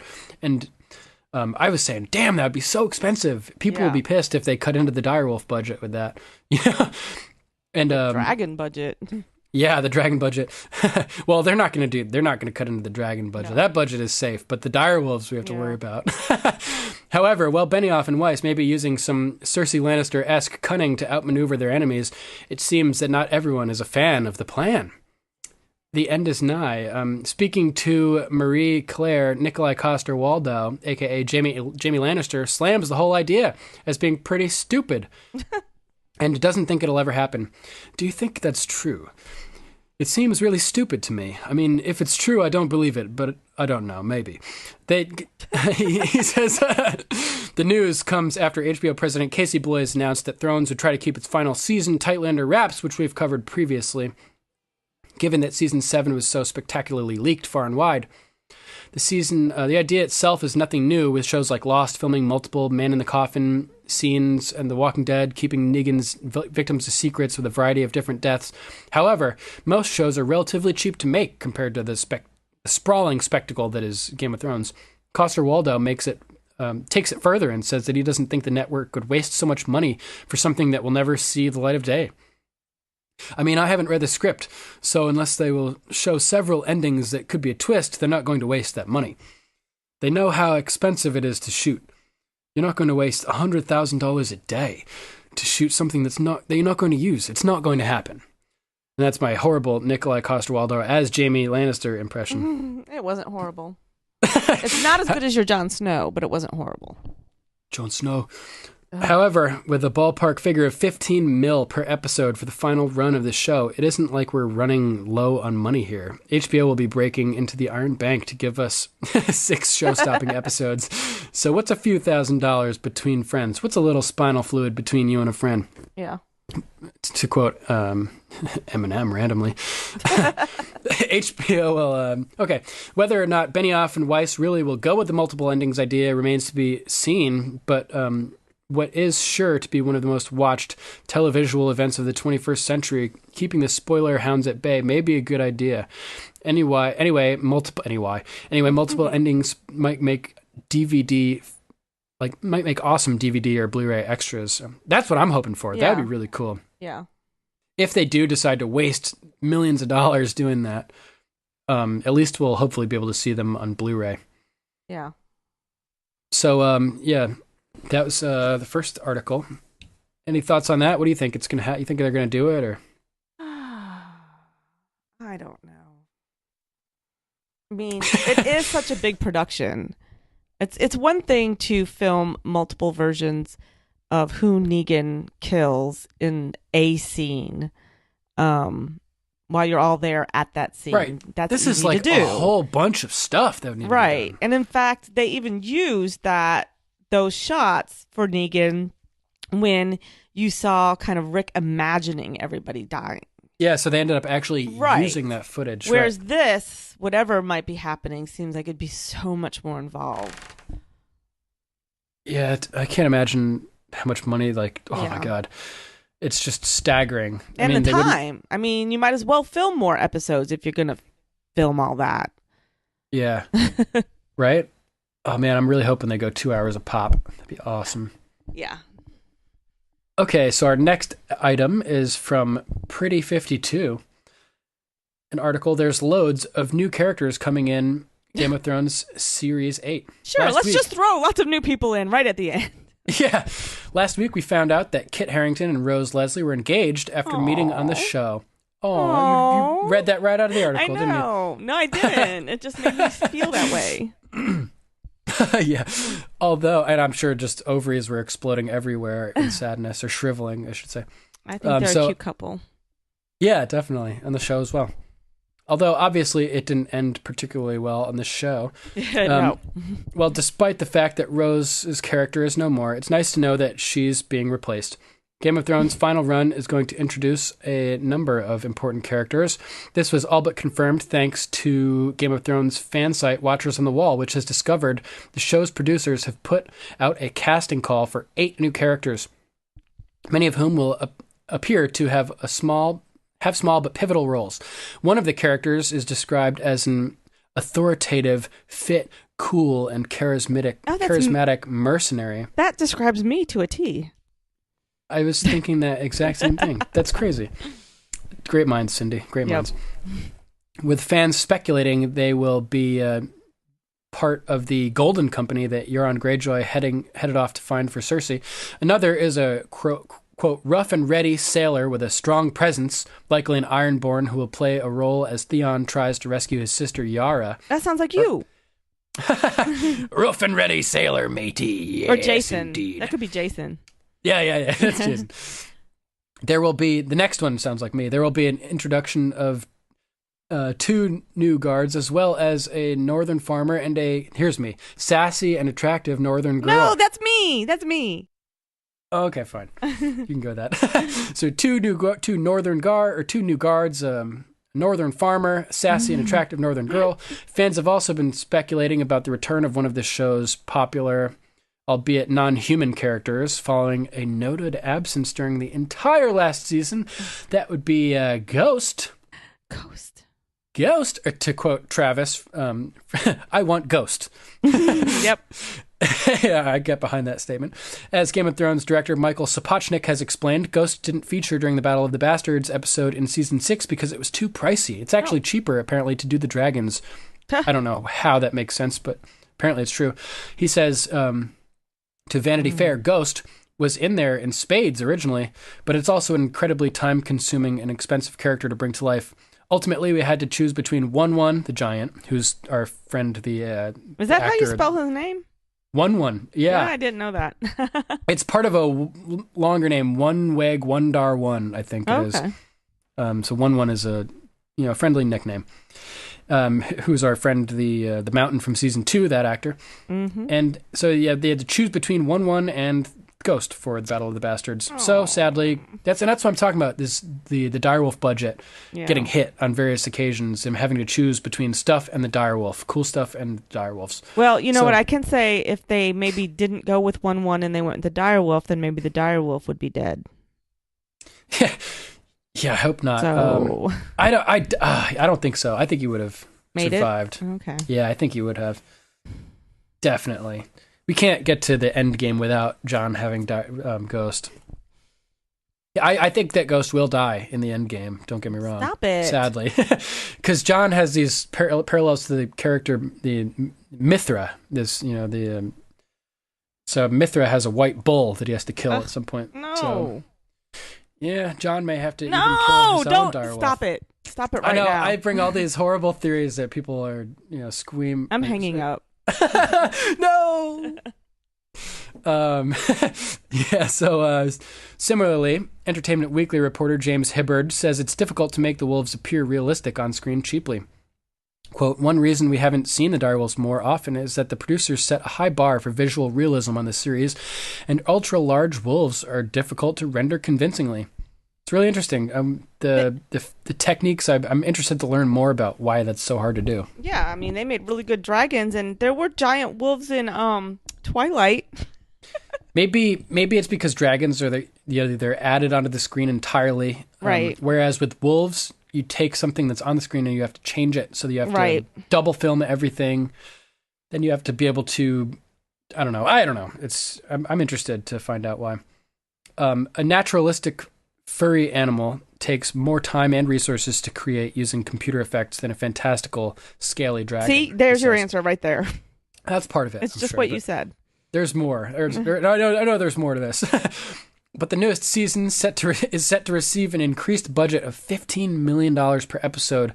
Many fans believe that extra cash will mean more airtime for Ghost. Yay! I hope it does. And that's crazy, man. 15 mil per episode. And it makes me think of 2.5 Men. Wasn't it Charlie Sheen got like $2 million per episode for half an hour? That is staggering amount of money. I didn't know that. For one actor on one show. I think it was $2 million. It may have been even more. Wow. 15 million or some crazy shit. Yeah, so that's it for that article. Our next item is from Fansided. Maisie Williams is the first Game of Thrones star to arrive in Belfast for season 8. Ooh. Yep, thanks to Nikolai Coster-Waldau again. We know that filming on the 8th and final season of Game of Thrones begins in October, which is right around the corner when this article was written. It looks like shooting may start up sooner in the month rather than later, as Maisie Williams has been spotted in Belfast, Northern Ireland, as the production, which is the production center for the show. Williams is the first of the Game of Thrones cast members to be seen arriving in the city, but if history is any guide, we can expect to see a lot more of them to make their way there soon. It's kind of wistful, since this is the last time we get to do this particular song and dance. I'm sure the actors are feeling it too. The production has been at work ahead of them. In particular, they've already been hard at work on the exterior Winterfell set at Moneyglass, Northern Ireland, doing fairly extensive renovations for this final round of filming. We reported about that, I think, a few weeks ago, too. But we will keep an eye out for who arrives in the coming days and weeks. Then the long filming begins. There's no official word on how long it'll last, but Hollywood Reporter, speaking to HBO programming president Casey Bloys, said it could go as late as August of 2018. I think that's more accounting for the production side of it, like the after post-production stuff, all that kind of stuff. Which would make it the longest Game of Thrones production cycle yet. Oh, it's definitely going to be the longest production cycle yet. Yeah. Pair that with the huge budget for the season, and these final 6 episodes stand a chance of being something very special.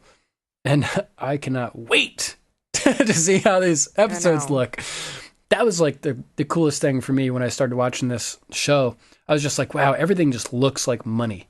Looks amazing. Yeah. Aesthetic is incredible. The title sequence is amazing. Yeah, totally.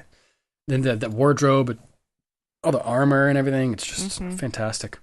Our next item is from Winter is Coming. Maisie Williams discusses how she wants Arya's story to end. Maisie Williams has grown up playing Arya Stark.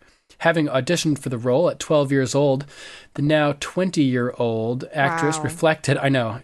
She doesn't even look 20 either. It's crazy. No. The now 20-year-old actress reflected on her personal and professional journey to High Snobiety magazine. For a long time, I was just so in love with Arya, Williams said, admitting that it was sometimes hard to find scripts at the same level after getting her break on Game of Thrones. Yeah. I just thought she's the best thing ever and that no one else could touch her, and she was just incredible. Williams still loves Arya, of course. High Snobiety notes that she talks about Arya as if she's a real person. She is. Shut up. But with Game of Thrones coming to an end, it's time to think of the future. Also, getting famous at such a young age came with its challenges, including getting exposed to a fair amount of cyberbullying. Ooh, yeah, that sucks. But Williams has learned to take that in stride, too. You don't really get a day off from being famous. One thing that helps is following the example set by castmates like Lena Headey, or Lena Headey, or however you pronounce that. I always pronounce it differently. Yeah, me too. And devoting herself to charitable endeavors, especially those concerning animal welfare. If we all fight for the same thing, then all these other causes don't get solved, Maisie says. She's awesome. Yeah. Like many of her fellow cast members, Williams is often compared to her character off screen. And while some, like Heidi, might not enjoy that, since Cersei is such a bitch. Or Jack Gleason. Yeah, or Jack, yeah. Williams sees a lot of similarities between herself and Arya, describing herself as hot-headed and quick to judge. You see that a lot this season, she says. She gets herself into trouble a few times. Ooh. But that's all right. So far as Williams is concerned, Arya and herself are a part of a, quote, new wave of characters being written and actresses coming into fame that don't really stick to the norm. And she's proud of that. She points to Millie Bobby Brown's work as Eleven on Stranger Things as another example. Millie's work was so great and the character is so amazing, she said. I have to second that while we're talking about it. Yes. Millie Bobby Brown has ceaselessly amazed me, not only on the TV show, but at times when I've seen her interviewed. Yeah. She seems like such an adult for being someone that's like 12 years old or some ridiculously young age like that. I really hope that she, seizes her opportunities and makes the most of what the, everything, all the chances that she's going to have considering her great work on this show. Yeah. I feel like she's a good person and deserves it. Ditto. So, continuing, it is just wonderful to see more young girls in those sorts of roles. I know that Arya was a part of that. Definitely. Mm-hmm. It's made it okay to see little girls not just in dresses, and it's okay for little girls to look like little boys, and it's not quite so shocking and awful anymore. As Game of Thrones nears its end, Williams has begun to think of what's next, both by finding new roles. She was in Boston for the interview to shoot X-Men New Mutants. What? Wow, yeah, I didn't know that. And by helping other young people find their voice through Daisy Chain Productions, a production company she started with Dom Sandstry. Daisy Chain Productions' first project is a film called Stealing Silver. Ooh, I could get behind that. I really like silver. Williams, I wouldn't necessarily want to steal it, though.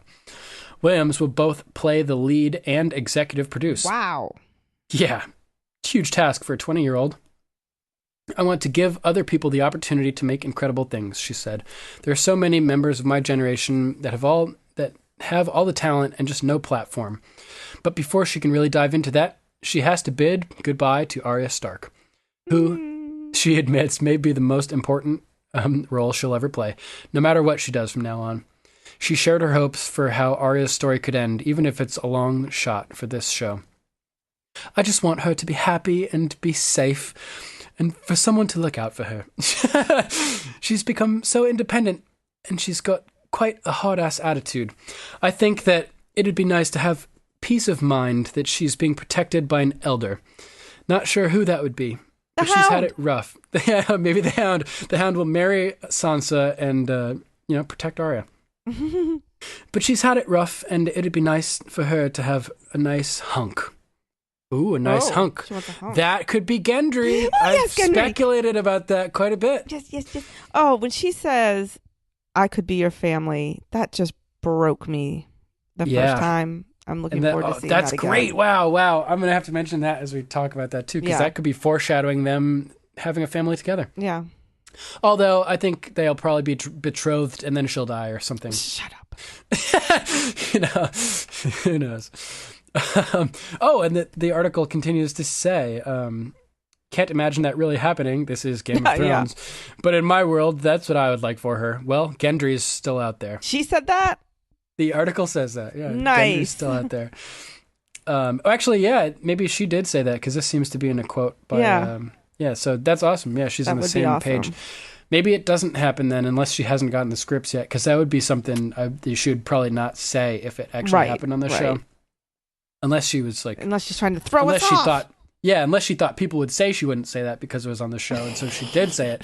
But now you're just getting into circular thought patterns that could just go on forever, which I love doing. All right, that's it for the news, and we move forward. Melissa, give us your Ravens calls. Listener responses. And we're back. For Ravens calls, you take the lead, Cindy. Sure. Is it Mai? It's May. She talks about that right away. May too, so. Almardini? Yep. Says, hi there. So, Duncan says my name perfectly. It's pronounced May, as in the month. Sorry, Yay. I should have saw that. Here are my notes for the next episode. And which is this episode. And the following one's pretty soon after, since I can't stop watching. Oh, is she the one that said that she couldn't stop watching? She's one of many. Okay. So, not many notes for this episode. Tyrion to Theon. Your loyalty to your capturers is touching. Theon becomes loyal to Ramsay later on. And this is our listener who I mentioned earlier in the show. I couldn't remember who it was at the time, but May, good eye. Really good. Ned to Pycelle. Poison is a woman's weapon. I think he thought it was Cersei. Arya to Ned. No, that's not me.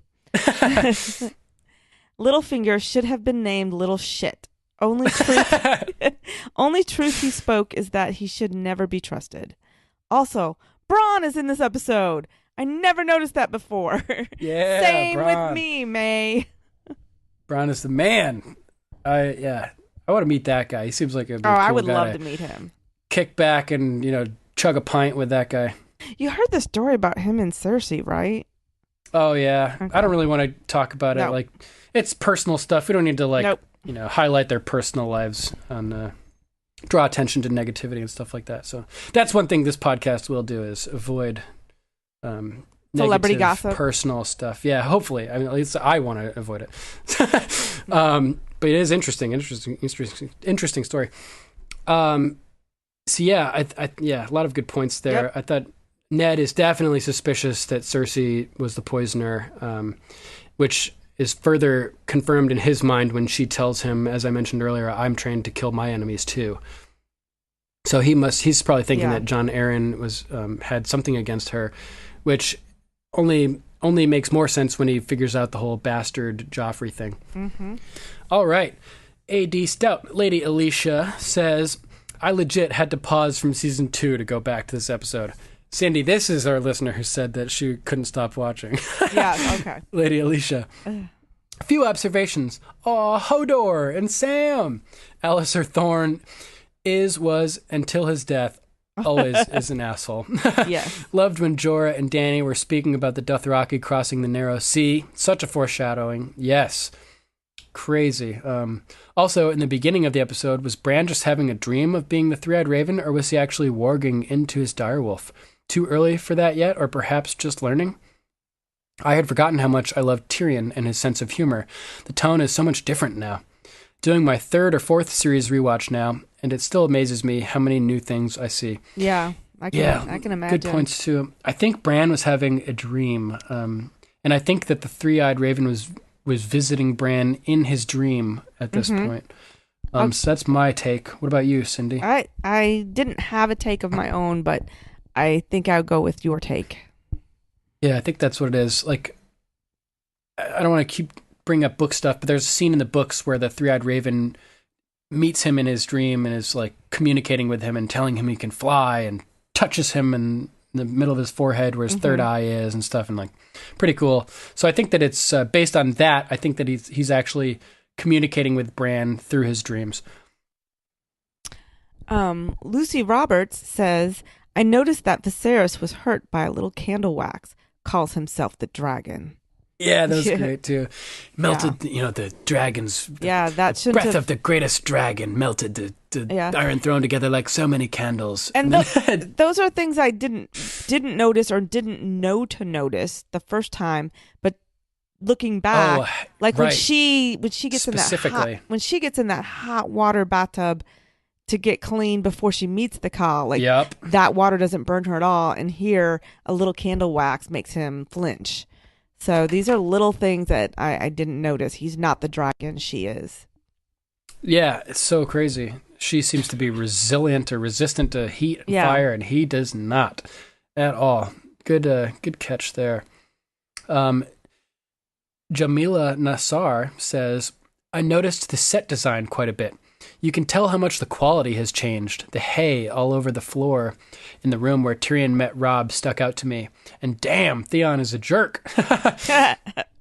That's crazy. Yeah, I hadn't noticed. I'm going to have to go back and take a look for the hay. That's an interesting catch. Yeah, I mean, the budget has gotten huge. Everything looks even better than it did. And I was already impressed back then, too, as I was saying before. So damn, yeah. Yeah. Is it Lainey Meisel? I think Mycel. Mycel? I said Mycel, and I think she said I pronounced it right. Okay, good. Well, I'll just go with Lainey. This might be a bit long, but I will try to shorten it. Doria. Who's Doria? Oh, is that the whore? Horse slave. Yeah, the horse slave. I like her. I'm not slamming her. I'm not slut shaming her.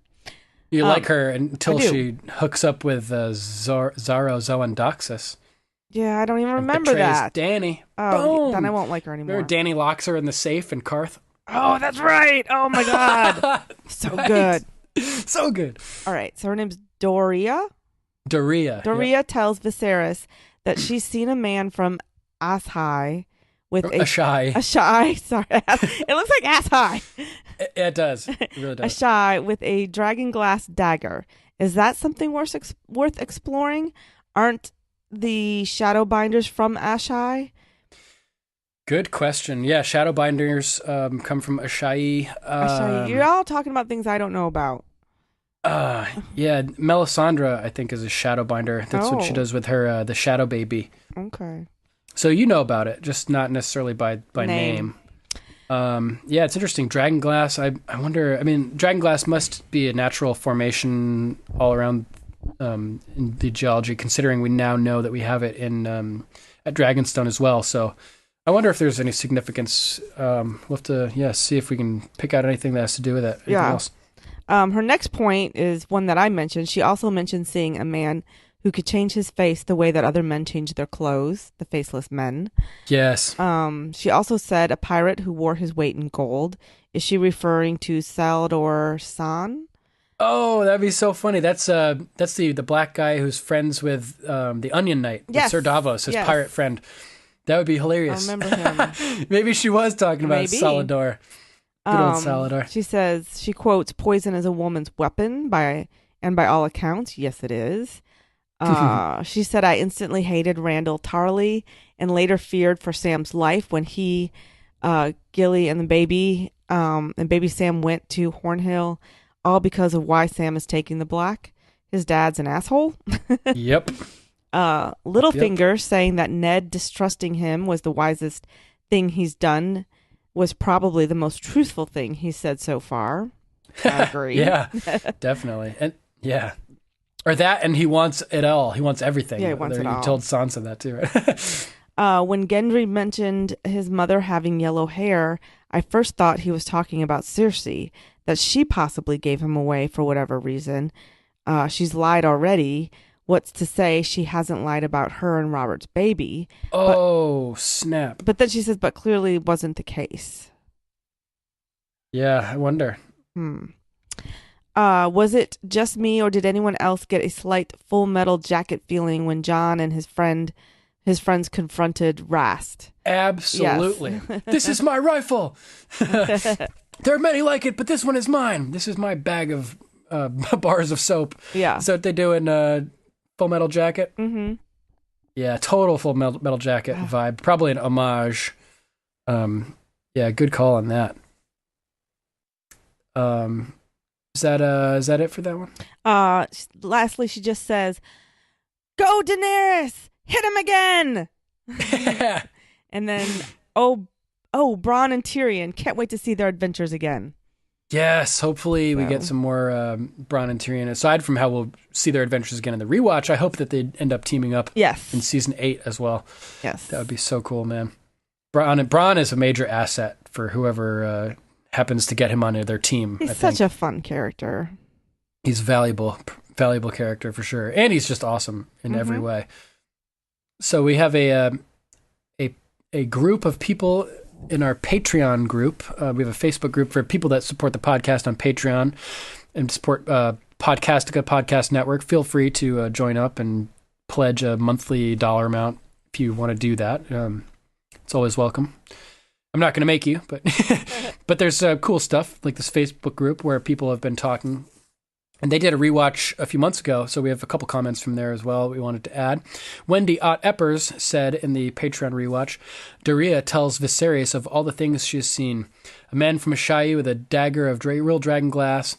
I've seen a man who could change his face the way that other men change their clothes. And I've seen a pirate who wore his weight in gold and whose ship had sails of colored silk." Yeah, It's cool seeing people picking up on this. Apparently. Yep. I wonder about those sales. Yeah. Must have been a wealthy ass pirate. His weight in gold too. Like Jesus. Yeah. Mark. Oh yeah. Sorry. You go ahead. Mark Kirkman said, "I love this episode. Made me feel like I was at the NYS Ren Fair in Tuxedo, New York. Again, so maybe New York State Ren Fair? New York State Ren Fair in Tuxedo, New York again. And reminded me of A Knight's Tale, which I love. I love that movie too, Mark Kirkman. I still need to watch it. You've not seen it? No, I haven't. Oh, it's adorable. You need to watch it. And Kristen was like, in the episode you didn't listen to, she was like, promise me you'll watch it by the end of the week. And I haven't yet. I'm sorry, Kristen, I will. I promise I give you one more week. Yeah, thanks, Cindy. I grant you a week. Cindy has extended Kristen's death threat, so that's good. Okay, so that's pretty much it.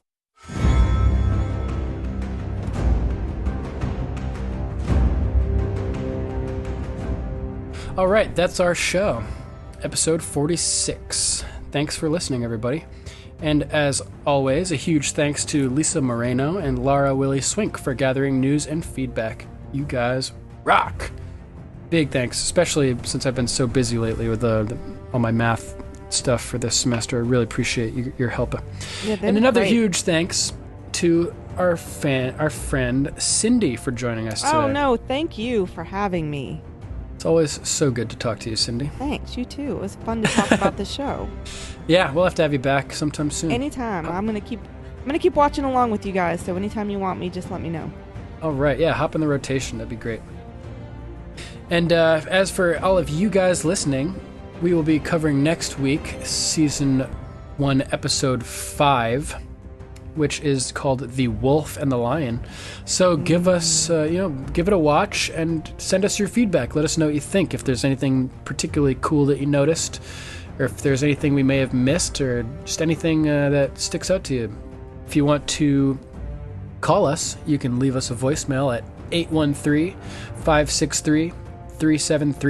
That's 813-JOFFREY. Is it really? It is. That's funny. It's the best. If you'd like to write in, you can email us at game@podcastica.com. Check out our Facebook page at facebook.com/GOM podcast. And be sure to check out the other great podcasts at podcastica.com. As I said before, next week we'll be covering Season 1, Episode 5, The Wolf and the Lion. And I'm really sorry that I haven't been able to get Still Smug Book Talk together. I've just been super, super busy, but plan on it. I will be releasing them as soon as I have a little bit of time. So, yeah, you can still look forward to that. All right, that's our show. Thanks for listening. The next time you raise a hand to me will be the last time you have hands. Boom! Awesome.